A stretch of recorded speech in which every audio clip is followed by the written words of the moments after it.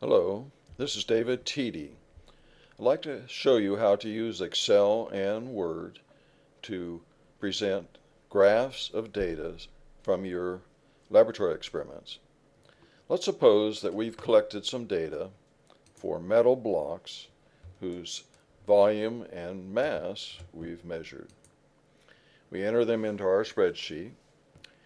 Here I've labeled a cell with metal so I know it's for the metal blocks, and I've cut a column title, volume in cubic centimeters with the data for three different blocks. So for this first block, we know its volume is 35 and its mass is 135 grams. Similar title for the y-axis. Excel will usually take the first column of data as the x or independent values and the second column as the y or dependent values. In order to create the graph, you just select the data that you want to plot and then insert a scatter plot with only the markers. And Excel automatically creates a graph for you. Once you've got the graph, you can edit it to change the way it looks. If you click on this line, it selects them, and you can delete those axis markers. And you can also format the axes. Right-click, format axis. You can change it from auto for everything to fixed for anything you want. Minimum, maximum, major unit, minor unit, etc. So you can change those. You can also change whether the tick marks are inside or outside for both the major and minor ticks. Let's make the minor tick outside also.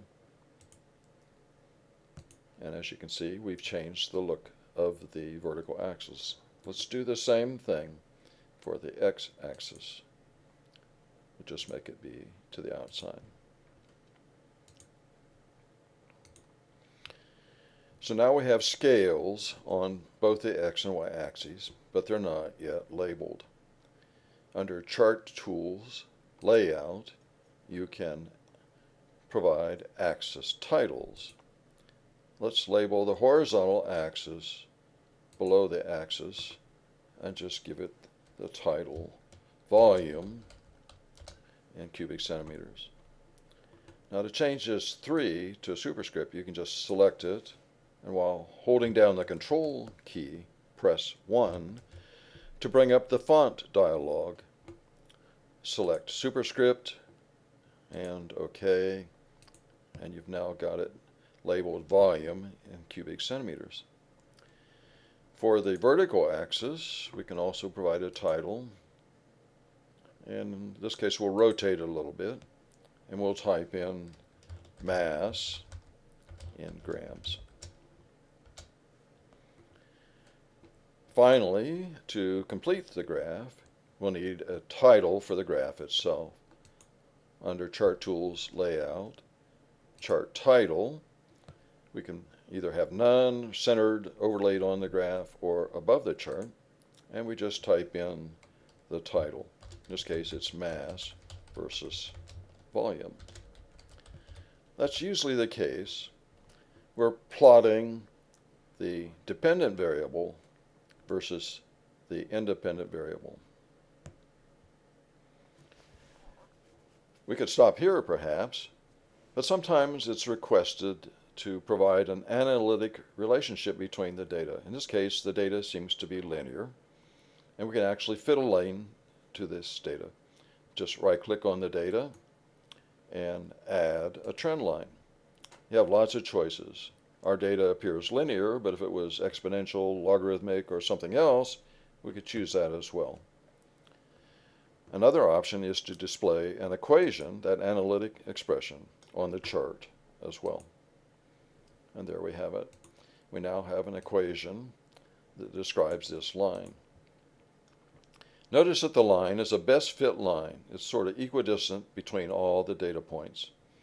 In this case, it seems to trend towards the origin. The equation is the y-axis is equal to a constant times the x value plus another constant. If x were 0, y would be minus about 0.6. So somewhere near the origin, but not exactly. The constant times x is referred to as the slope. It's a measure of the rise over the run. It's a ratio of the rise over the run. If you were plotting physical quantities like the mass versus volume, this slope has a meaning. In this case, mass per unit volume would be a density. If we were plotting distance versus time, the ratio of those two would be a velocity. Let's suppose we had another set of data for some wood blocks, and you want to include both sets of data on your graph. You simply enter that data into the graph as well. Here we have some data for wooden blocks. Instead of copying the data and creating a new graph, we just select the graph itself, right-click, and select data. Here we can select some new data. But while we're here, let's notice that we can edit the data we've already selected. Let's change the series name to metal for the first set of data. There you can see we've changed it to metal. We can add a new series of data for the wood blocks, and we can give it a series title wood, let's say.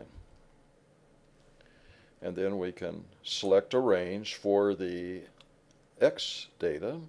Just click and drag to select it. Click this again. Then click the Y data. Just click and drag again. Click here. And there you have it. We now have both series of data on the same graph.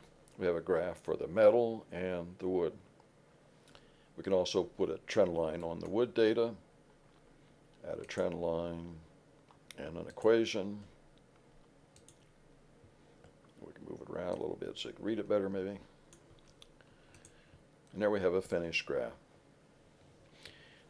I'll repeat again, I expect all graphs you create for experimental data to include a title, axes with scales on them, and labeled quantities and units. Units are quite important throughout the course. If you're asked to give a best fit line, this is the way to do it. Now, it's easy to, once a graph has been created, to insert it into wood. Just select the graph, then go do a Control-C to copy, bring up your Word document, and then a Control-V to paste. And you've created a very nicely readable graph of your data. I think this combination of Excel and Word is a lot easier than pencil and paper for you as a student, and certainly for me as the instructor to see. I hope this helps.